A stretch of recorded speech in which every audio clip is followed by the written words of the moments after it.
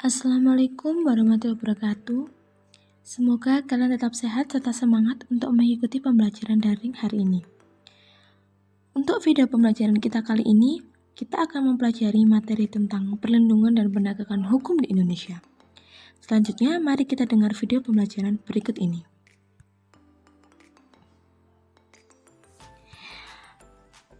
Pada pembelajaran kita kali ini, materi kita akan sesuai dengan kompetensi dasar 3.2, yaitu mengevaluasi praktik perlindungan dan penegakan hukum untuk menjamin keadilan dan kedamaian, yang bertujuan agar siswa dapat menjelaskan konsep perlindungan dan penegakan hukum dengan tepat, dan juga siswa dapat menjelaskan pentingnya perlindungan hukum dengan benar.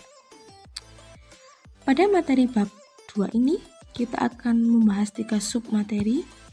Yang pertama yaitu hakikat perlindungan dan penegakan hukum, kedua peran lembaga penegakan hukum, dan yang ketiga yaitu dinamika pelanggaran hukum. Sebelum lanjut kepada materi inti kita hari ini, mari kita amati gambar berikut ini. Bagaimana pendapat kalian saat melihat gambar ini? Ya, betul. Dalam gambar ini kita dapat melihat satu bentuk pelanggaran lalu lintas, di mana para pengendara melanggar batas lampu merah atau tempat penyeberangan karena tidak sabar atau ingin berada di paling depan, sehingga mereka tidak terjebak lagi di lampu merah. Kalau kita lihat dari gambar ini, kita dapat melihat adanya ketidaktertiban lalu lintas. Maka tidak heran adanya pelanggaran ini dapat menimbulkan dampak yaitu terganggunya pejalan kaki yang ingin menyeberang serta keselamatan pengguna jalan lainnya. Jadi, kalau begitu kita dapat mengambil kesimpulan dari gambar tersebut. Jika seandainya para pengguna jalan raya tidak mematuhi aturan, maka akan merugikan pengguna jalan lainnya. Nah, agar tidak terjadi rasa tidak nyaman tersebut, maka apa yang bisa kita lakukan atau apa yang bisa dilakukan oleh pemerintah dan masyarakat, yaitu dengan perlindungan hukum. Lalu, apa yang dimaksud dengan perlindungan hukum itu sendiri? Pengertian perlindungan hukum menurut Andi Hamzah, perlindungan hukum dimaknai sebagai daya upaya dilakukan secara sadar oleh setiap orang maupun lembaga pemerintah dan swasta yang bertujuan mengusahakan pengamanan, penguasaan, dan pemulihan kesejahteraan hidup sesuai dengan hak-hak asasi yang ada. Selanjutnya, kita masuk kepada unsur perlindungan hukum. Unsur perlindungan hukum ada 4. Yang pertama yaitu perlindungan dari pemerintah kepada warganya, di mana unsur pertama tersebut berkaitan erat dengan unsur kedua, yaitu jaminan kepastian hukum. Pemerintah memberikan perlindungan kepada warga negara dengan membuat peraturan, di mana peraturan itu menjamin kepastian hukum agar hak-hak masyarakat terlindungi. Yang ketiga yaitu sudah saya singgungkan tadi, yaitu perlindungan hak warga negara. Berkaitan dengan perlindungan hak warga negara, setiap peraturan dibuat oleh pemerintah harus mengandung unsur perlindungan hak warga negara. Dan kemudian yang terakhir, yaitu adanya sanksi yang tegas, di mana sanksi tersebut digunakan agar pelanggar hukum jerah. Jika mereka jerah, tidak akan terjadi atau tidak akan mengulangi lagi dan akan tercipta ketertiban dan keamanan di masyarakat. Lalu sekarang kita lanjut ke materi berikutnya. Kita akan membicarakan tentang pentingnya perlindungan dan penegakan hukum. Yang pertama yaitu tegaknya supremasi hukum. Apa yang dimaksud supremasi hukum sendiri? Supremasi hukum adalah segala tindakan yang dilakukan pemerintah atau warga negara harus didasarkan dengan hukum yang berlaku, atau hukum tersebut dijalankan sebenar-benarnya dan sebaik-baiknya. Kemudian yang kedua, yaitu tegaknya keadilan, di mana kita tahu bahwa hukum bertujuan untuk menciptakan keadilan. Lalu apa yang dimaksud dengan keadilan sendiri?